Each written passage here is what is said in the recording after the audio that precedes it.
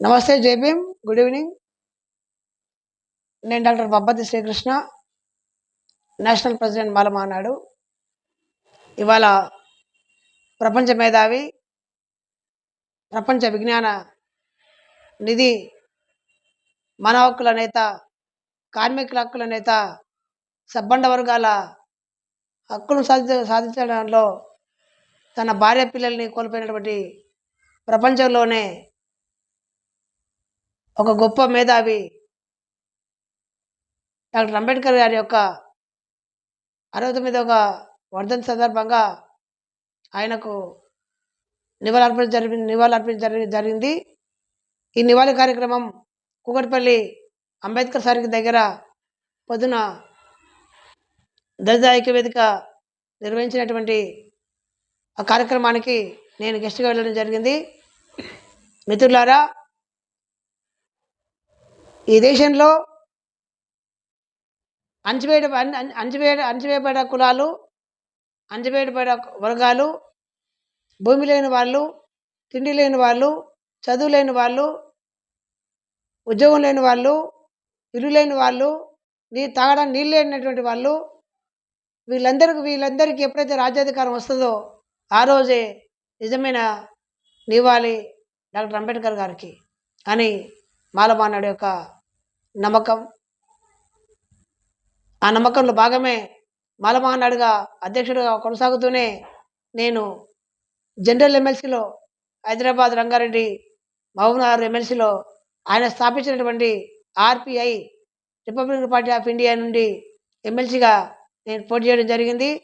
ఆ తర్వాత మిగతా వాళ్ళకు కూడా చెప్తా ఉన్నాను, మీరు డబ్బులు లేవని చెప్పి రాజకీయంలోకి రాకపోతే దుర్మార్గులు రాజకీయంలోకి వచ్చి 1000 కోట్ల భూములను, 1000 కోట్ల ఆస్తులను సంపాదించుకుంటారు.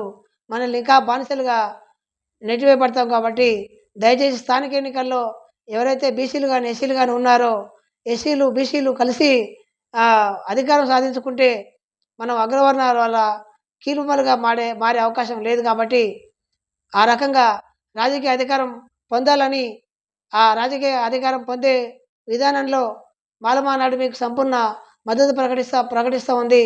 ఖచ్చితంగా ప్రజలకు ఎవరైతే మంచి చేస్తారో, స్థానికంగా ఎవరైతే సమస్యల మీద కొట్లాడతారో, నిజాయితీగా ఎవరైతే పనిచేస్తారో సమాజం కోసం, వాళ్ళని గెలిపించుకోవడానికి మనం అందరం ఒకటి కావాల్సిన అవసరం ఉందని తెలియజేస్తూ, మరి ఆయన ఆశించింది రాజ్యాధికారము.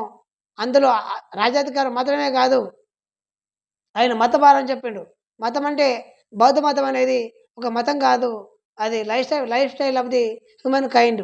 అది జీవన విధానం. అది జీవన విధానంలోకి మారితే మనిషి యొక్క జీవిత విధానం మొత్తం మారుతుంది.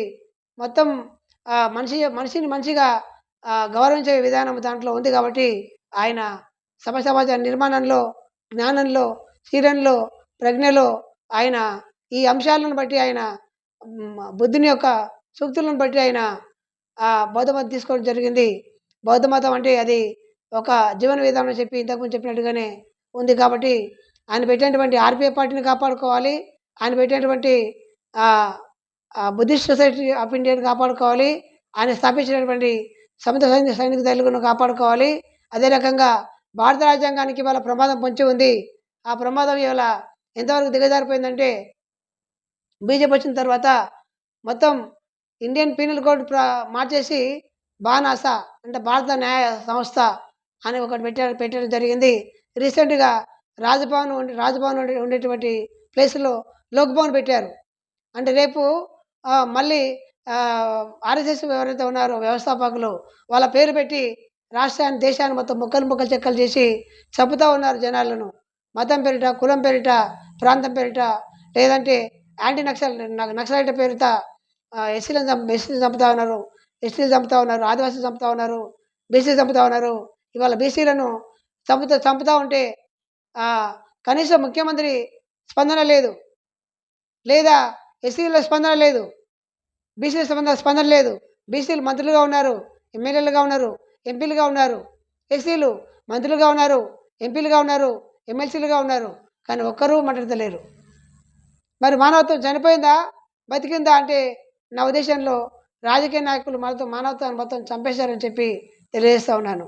మిత్రులారా, స్థానిక ఎన్నికల్లో ఎస్సీలకు బీసీలు, బీసీలకు ఎస్సీలు కలిసి మీరు ఉమ్మడిగా ఈ అగ్రకులాలకు ఓటు ద్వారా బుద్ధి చెప్పాలని మనవి చేస్తున్నాను. ఈ ఓటు ఎవరో ఇచ్చింది కాదు, డాక్టర్ అంబేద్కర్ త్యాగం ద్వారా మనకు వచ్చినటువంటి ఓటు. కాబట్టి ఈ ఓటును ఓటుకు అమ్ముకోవద్దని మనవి చేస్తున్నాను. నోటుకు ఏ రోజైతే అమ్ముకున్నావో ఆ రోజే నువ్వు బానిసగా ఉండాల్సిన అవకాశం ఉంటుంది. ప్రశ్నించే అధికారం కోల్పోతావు, నీ హక్కులు కోల్పోతావు.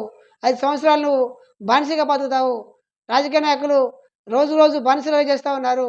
కనుక బానిసలుగా మారుతారా బీసీలు, ఎస్సీలు, లేదా రాజులుగా ఓటు మీరు వేసుకొని రాజులుగా మారుతారో మీ ఇష్టం అని చెప్పి అంబేద్కర్ చెప్పిండు. కాబట్టి అంబేద్కర్ చెప్పిన మార్గంలో మన ఓటు మనం వేసుకుందాం, మన ప్రజలు మనం గెలిపించుకుందాం.